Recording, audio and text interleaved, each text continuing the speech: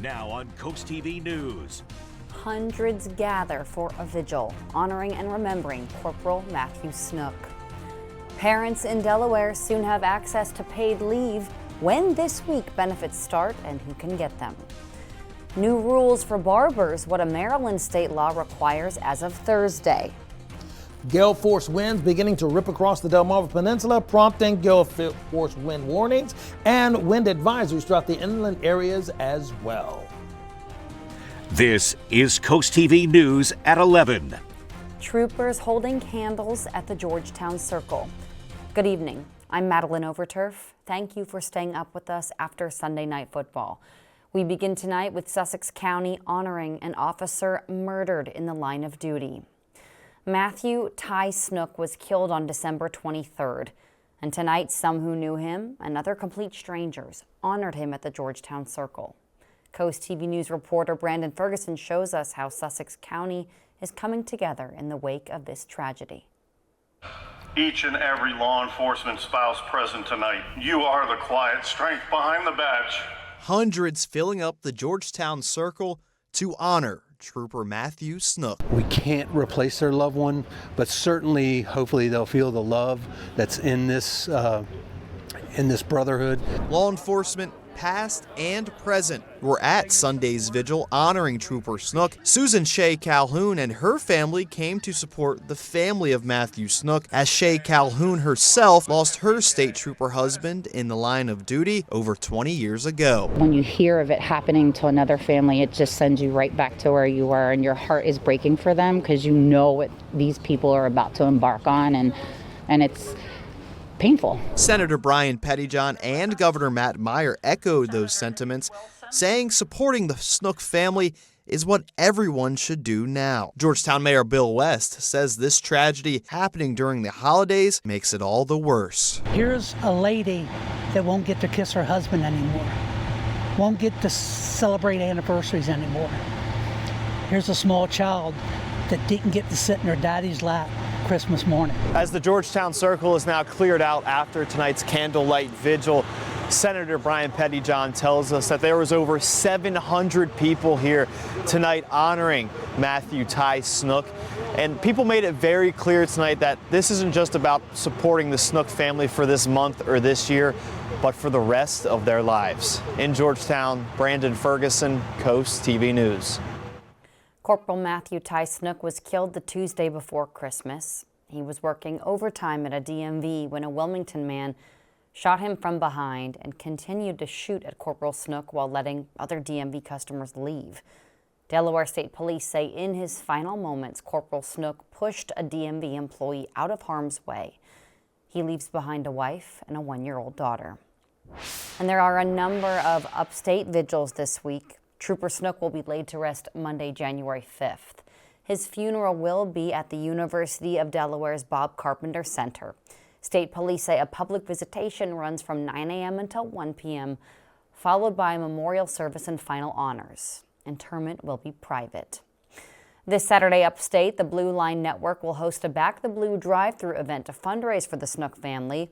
That's happening January 3rd from 9 to 4 at William B. Keene Elementary in Newark. Volunteers will place memorial stickers on cars, and all donations will go directly to Corporal Snook's family. And there have been many fundraising efforts for the Snook family. There's actually a fundraiser that's been started by the Delaware State Troopers Association at helpahero.com, raising nearly $300,000. And Barstool Sports founder Dave Portnoy is selling a Thin Blue Line t-shirt with Corporal Snook's name on it, saying 100% of the proceeds will go to the Snook family. Portnoy will personally match those donations too. We have information on all of these fundraisers in this story right now on CoastTV.com. In Delaware this Thursday, January 1st, the state's new paid leave program goes fully into effect. This applies to employers of a certain size, requiring them to provide up to 12 weeks of leave for a new child, or 6 weeks every 2 years to care for a sick family member, take medical leave, or handle a deployment. Employees will get 80% of their weekly wages, capping at $900 per week. Workers must apply at least 30 days before taking leave, unless it's an emergency. In Maryland, starting January 1st, the state will require barbers and cosmetologists to complete domestic violence awareness training. Under a new bill, both new applicants and those renewing their licenses must complete at least 1 hour of training. That can be either in person or virtually. Day 3 of the Governor's Challenge wrapped up, and DSN's Tyler Aiken shares some highlights from one of the games at the Wicomico Civic Center. Carol from Washington, D.C. and Archbishop Wood from the Philadelphia area have similar names, and they have similar levels of talent on their rosters. The Lions are led by Anthony Brown Jr., a top 75 recruit in the current national senior class. He's headed to Vanderbilt after graduation. The Vikings, on the other hand, boast 2 top juniors. Jaden Jenkins is a 6'10 center who's ranked 26th in his class, while Caleb Lundy is also in the top 150. The first half was pretty close, but Archbishop Wood did have the upper hand. Jenkins displayed a lot of versatility for his size and had an 11.12 rebound double-double by the end of his day. Lundy added some solid shooting and finished with 13 points. The Vikings led 31-25 at intermission. The Lions came back in the third quarter, though, and it was tied going into the fourth. That's when Archbishop Carroll ran away with the game.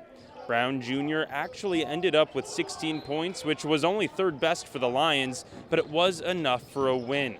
Archbishop Carroll beat Archbishop Wood 76-63. If you tune in to the Delmarva Sports Network tomorrow or Tuesday from 9:30 in the morning all the way until 10 at night, then you can watch more college commits in action. One that you really should watch out for is Baba Aladotan, one of the top 10 recruits in the current senior class. He's headed to Maryland. You can catch him on DSN tomorrow at 2 o'clock and then at 5 p.m. on Tuesday. Reporting from the Wicomico Civic Center, I'm Tyler Aiken, DSN. The Lewis Junction Railroad and Bridge Association is inviting the community to help bring in Lewis 250. That's the commemoration of America's 250 years. This is happening on New Year's Day. Starting at 10 a.m., the historic steam engine bell will be rung at the Lewis Junction next to the Lewis Public Library. Adults can ring the bell for $5 to support restoration efforts, while children ring for free. Monday morning on Coast TV News, tune in for a look at your football playoff picture. And then, Carol Everhart looks back on her iconic Chamber of Commerce career, her lasting impact in Rehoboth and Dewey ahead of her retirement. That's coming up Monday evening on Coast TV News. And we'll be discussing just how wicked the wind is about to become in our neck of the woods, at least for the next 24 to 36 hours. After that, what to do if you see a seal in Delaware. Don't go anywhere. We're back in just 60 seconds. Our Achilles heel, as far as our forecast is concerned, is going to continuously be the winds for today, inland and along the shore. And we have advisories and warnings connected to both. But in Rehoboth at this present time, you can see that it's a cold-looking night. It's a cold-feeling night as well. After a great football game, by the way. That was really interesting the way that ended, right? Anyway, take a look. We're 45 degrees right now for us in Rehoboth. And we're looking in the 40s, actually, generally speaking, everywhere. Not much movement because of the thick cloud cover that we have in place. And that's just going to keep us from ping-ponging back and forth so much throughout the rest of the evening hours. But we are actually dramatically warmer than we were just 24 hours ago. Take a look at this. 13 degrees warmer in Dover, Salisbury, and Ocean City, as well as Wallops Island. But in Cambridge, we're 16 degrees warmer. So yeah, we're going to continue to trend upwards. Even we feel every bit of that warmth for right now, if we want to call this warm. Now, from earlier this evening, we had some scattered sprinkles that pushed across very quickly along Highway 9. They were in and out so quickly. It was a cameo appearance is what I usually call those kind of showers. Wind advisory is in effect for all of Sussex. Now, this means places like Georgetown, Cross Keys, Gumboro, Frankfort, Delmar, Seaford, we're looking at about 30 to 35 mile per hour winds. Now, that's separate from what we're talking about along the shore. This is a gale wind warning for the beaches. So for the beaches, we're talking about 45 to 50 mile per hour wind gusts, really chopping up things significantly. And that's on both sides of the peninsula, no matter where you are. So we have active gale force winds likely to cause problems for us and difficulties really for the next 24 to 36 hour period. And this concern with wind goes all the way up throughout the majority of the Northeast. So We could see a sprinkle that's going to develop near Ocean View for us by 1 o'clock in the morning, and then it dissipates quickly for us, and we may have another sprinkle that may try to ride through here as we go into the mid-morning hours. But overall, winds are coming out of the south for right now, and I'm keeping a close eye on what's happening with the future waves, because the waves are going to kick back in for us by Monday in the afternoon, up to about 4 to possibly 6 foot waves. And then they'll subside again for us by the time we get into the late night hours. But that being the case, Monday's going to be a day of rain in some areas, well, sprinkles, okay, but wind everywhere. Look at the winds out of the southwest for us. Up 30-mile-per-hour winds just steadily everywhere. Little to no sunshine for Bethany Beach, Ocean City, and Chincoteague, but we'll get a peek of some sunshine at Dewey Beach, Rehoboth, as well as Lewis. Strong winds, that's going to be the main moniker of the forecast. 61 for the high in Lewis and Rehoboth Beach, as well as Georgetown. We'll warm to only 54 in Cambridge, for example, and we'll get up to 58 degrees in Snow Hill. Those winds are going to be big-time problem. Look, by Monday night, we're looking at 40 to 45-mile-per-hour winds for the inland areas. We're not even talking about out here, okay? And we're not dealing with a complex storm system. And for Tuesday morning, the winds are still knifing at about 40 miles per hour steadily. So these winds are going to be problematic for the next couple of days in a row practically. So for Tuesday, we're looking at clearing skies, but the winds still racing out of the west and the northwest, causing problems. So big-time winds in Chincoteague and Assateague on Tuesday. And as we go up, we're looking for big-time winds in Ocean City as well. Clear and cold as all get out in Fenwick Island. And then for Lewis and Rehoboth, we're looking for the winds to really accelerate significantly by Tuesday. Here's a look at your 7-day forecast. Brace for that wind. That's a serious matter. All right, Paul, and this brings us to our Coast TV poll. We want to know what the toughest part of winter is for you. If you take a look at the results so far, you can see people kind of voting all over the place here just a little bit, and we are going to keep this poll up through the early morning hours. You can vote right now on CoastTV.com or our mobile app. Well, I know many of our viewers have ties to New York or New Jersey, so you might want to know a winter storm dumped several inches of snow across the Great Lakes in the Northeast. Jen Sullivan shows us how thousands of flights were canceled across the country, just as millions of people are predicted to travel post-Christmas. A massive winter storm slamming the Northeast, dumping several inches of snow in major cities like New York, crippling travel. This is the most significant snowfall New York City has seen in years. Central Park measuring more than 4 inches of snow Saturday, according to the National Weather Service. Some parts of Westchester County seeing more than 6 inches of snow. A state of emergency declared in all 21 counties in New Jersey ahead of the storm. Officials warning people to stay off the roads. If you must travel, use public transportation. The heavy snow blanketing roadways and turning New York's LaGuardia Airport runways into an icy mess. The New York metropolitan area's 3 major airports are among the hardest hit. I live in Las Vegas, so we're not used to this. It was delayed and now it's on time again. More than 4,000 flights nationwide were delayed Saturday morning, and nearly 800 were canceled, according to FlightAware. This comes ahead of what is expected to be the busiest travel day of the holiday season. The Transportation Security Administration predicting close to 3 million travelers on Sunday. While the snow was a headache for many, some took advantage of it and had some fun. We used to make snowballs, but we don't do this anymore. The plan is go shovel, go make some money. In New York, I'm Jen Sullivan reporting. While the weather was the big story up north, President Donald Trump said negotiators are getting closer to a Ukraine peace deal after he met with Ukraine's President Volodymyr Zelensky in Florida Sunday. However, as Reed Binion reports, Trump acknowledged that, quote, thorny issues remain and declined to provide a concrete timeline for when they might be resolved. We're in final stages of talking, and we're going to see. President Donald Trump meeting with Ukrainian President Volodymyr Zelensky in Florida for high-stakes peace talks to develop a plan to end Russia's war in Ukraine. It'll either end, or it's going to go on for a long time, and millions of additional people are going to be killed. The goal of the meeting is to close gaps in the original 28-point peace plan Trump first proposed last month, and which Ukraine has since revised to 20 points.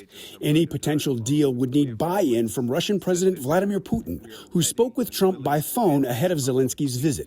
Trump described the call as, quote, very productive. Trump's meeting with Zelensky came on the heels of a massive, deadly weekend attack on Ukraine by Russia. Moscow launching the year's longest sustained assault on the capital city, Kyiv, killing at least 2 people and leaving many without residential heating amid freezing temperatures. Zelensky said the latest Russian attacks, quote, really showed Putin doesn't want peace. Trump and Zelensky plan to speak by phone with European leaders following their Sunday meeting.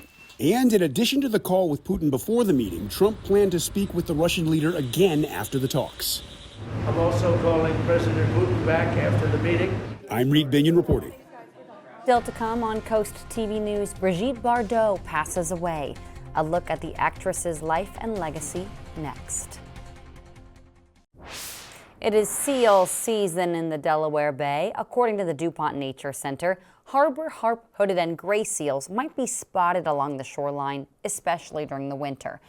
But leave them be. By law, you must be at least 150 feet away, and if you see a seal, you are asked to contact the Mayer Institute. Brigitte Bardot, a French actress who was one of the best-known sex symbols of the 1950s and 60s, has passed away at 91 years old. NBC's Chris Clackham takes a look at her life. Brigitte Bardot, film star turned animal rights activist, took the world by storm with her sex kitten appeal and her risque film roles that shocked the Hollywood establishment. Born in Paris in 1934 to middle-class parents, Bardot always dreamed of becoming a star. She wanted to be a dancer, and at 13 entered the prestigious National Dance Conservatory in Paris. Her innocent charm soon landed her modeling contracts, and at the age of 14, she was trying out for movies. She didn't get those first roles, but she did meet first husband, director Roger Vadim. It was Vadim who created the myth of Brigitte Bardot, the sexy starlet. The 1956 movie, And God Created Woman, with its famous bathtub scene, written and directed by Vadim, made Bardot an international star. Despite her popularity, Bardot struggled with failed relationships and battles with depression that led to at least 4 suicide attempts. She was married 4 times, and the publication of her memoirs prompted one ex-husband and a son to successfully sue her for slander. Bardot abandoned the movies in the 1970s and found fulfillment in campaigning for animal rights. She was awarded the prestigious French Legion of Honor and donated her fortune and real estate to her animal rights organization. Many in the world will miss her passion and will certainly mourn the loss of a movie icon. Chris Clackham, NBC News. In New Jersey, at least 1 person was killed after 2 helicopters collided mid-air. Authorities say the crash happened Sunday near Hamilton in Atlantic County, and another person is critically injured. Testing blood pressure, where you can get that done for free this week in Sussex County. That's up next on Coast TV News. The Delaware Division of Public Health's Mobile Health Unit is rolling into Sussex County this week, offering HIV testing, diabetes testing, cholesterol testing, blood pressure testing, and more. The unit is free. DPH says translators are available. The unit will be in Laurel on Monday and at the Papaya Market in Seaford on Tuesday. Alpine downhill skier Breezy Johnson's Olympic dreams for Beijing 2022 came crashing down when she blew out her knee on the very mountain that is going to be used at the Cortina Milan Winter Olympics, which you can only watch here on Coast TV this February. Now, she's since come back to win a 2025 world title. Downhill skiing is a little bit like if we sped you up on the highway and then we reached a super steep ice rink and then we threw you out at 80 miles an hour and then you try to make gates. As evidenced by the number of injuries I've had, it is not easy. Oh no! Oh, but then she slides out! Oh, and she's into the splits and over the front! And an ugly fall for Breezy Johnson. My name is Breezy Johnson. I'm an alpine speed skier, meaning downhill and super G, and I'm from Jackson Hole, Wyoming. January of 2022, my Olympic journey ended in Cortina. There's a very famous big jump in the middle of the course. I went off, I was like, expletive, expletive, expletive. landed, felt my right knee crunch beneath me. And I was like, I've just blown my knee apart. And that was the end of the race weekend for Johnson. I hoped that I was wrong, but I knew that my Olympic journey to Beijing was over. And it was hard because I was like, I don't know how I'm gonna be able to come back and try to accomplish these dreams that you worked your whole life for, that I finally felt ready to go and accomplish. I worried on that day that my career was over. Today at the World Championships, the American Breezy Johnson will be first. You know, the longer your journey is, you know, when you go through things and you fail, there's so many people who come in around you and continue to believe in you, and that means so much. Breezy Johnson is a first-time gold medalist at the World Championships. And then to be able to bring something home, it means even more because the group of people that you get to share it with is even bigger. What a spectacular comeback.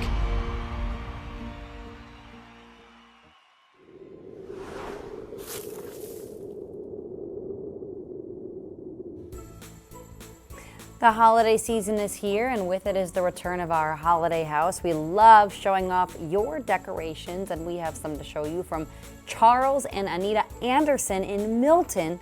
What a beautiful tree. Thank you so much for watching and showing us your home. There is still time to send us your holiday house decorations. You can do it at coasttv.com/holidayhouse. We're doing it till the new year. After the break here on Coast TV News, as we take a live look outside, one more check on your forecast after this.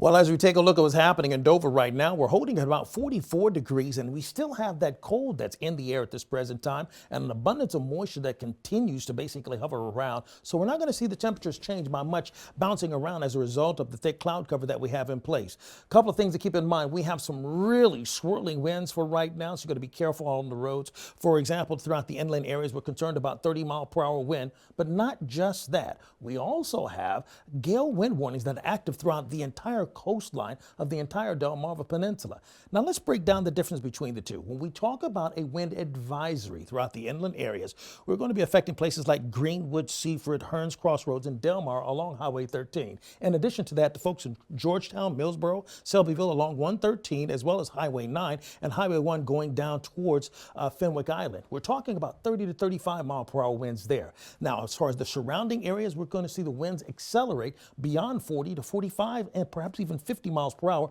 on an occasion.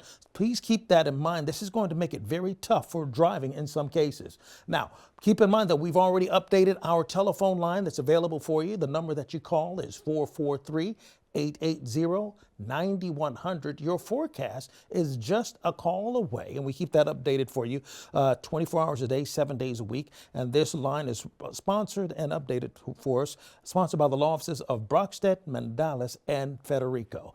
And finally, before we go there, I want to tell you real quick, along the coast, we're looking for temperatures to stay in the upper 50s with the winds pushing out of the southwest, accelerating near 30 miles per hour in most locations. Limited sunshine for places like Bethany Beach, Ocean City, and Chincoteague. We'll see a little more in the peak of sunshine with a random annoying sprinkle in some other areas. Finally, here's a look at your exclusive 10-day forecast. Warmer than usual for Monday, then we drop like a rock with windy conditions combined on Tuesday, and then we'll still be cold on Thursday. Paul, thank you. It's a question that many of you probably ask every day. What should we do for dinner, right? Well, if you're trying to get healthy goals, it might be hard to get an answer to that question. Experts say wrong food choices are made every day because of misconceptions. So as we get closer to the new year and those resolutions, Mandy Gaither has 5 food myths to leave behind as we go into 2026. From social media to well-meaning friends, food trends can spread like fire, and they're not always true. As anyone who's tried any food trend, it's not a one-size-fits-all. Registered dietitian Julia Zampano with Cleveland Clinic says the first common myth, to lose weight, you have to give up all your favorite foods. Maybe you have it a little less often at a smaller portion, but I think all foods can fit into a plan. Next, avoid grain products when trying to lose weight. That's false. Zumpano says it's a matter of how much of those you're eating, what you're pairing them with, and how you prepare them. It's most important just to choose whole grains and a very balanced diet. Third, going gluten-free is healthier. Zumpano says if you have gluten sensitivity, yes, avoid gluten. But she says that doesn't equal weight loss. Gluten-free products are pretty much the same product like bread, but just made with a flour that doesn't have that protein in it. Fourth, avoid all fats to lose weight. Again, false. Zumpano says fat is essential to our bodies, but she says to limit the intake and focus on eating healthy fats. Finally, going vegetarian helps you lose weight and be healthier. That's a myth. While plant-based diets are healthy, simply avoiding meat doesn't necessarily equate to healthier outcomes. You may not be meeting your protein needs, your calcium needs, or other nutrient needs. Make sure you get all your nutrient needs by the food choices you're making. For Health Minute, I'm Mandy Gaither. Now, one more myth that Zumpano says she often hears is that dairy products are fattening and unhealthy. She says that's false because it's an important food group providing needed nutrients, but she says, like everything else, keep portions of dairy products controlled. And for those who can't tolerate dairy, choose alternatives. Well, thank you for joining us here for Coast TV News after Sunday Night Football. For more news and local weather, you can download our Coast TV News app. And we'll see you in just a few hours for Coast TV News Today starting at 5. Have a great night.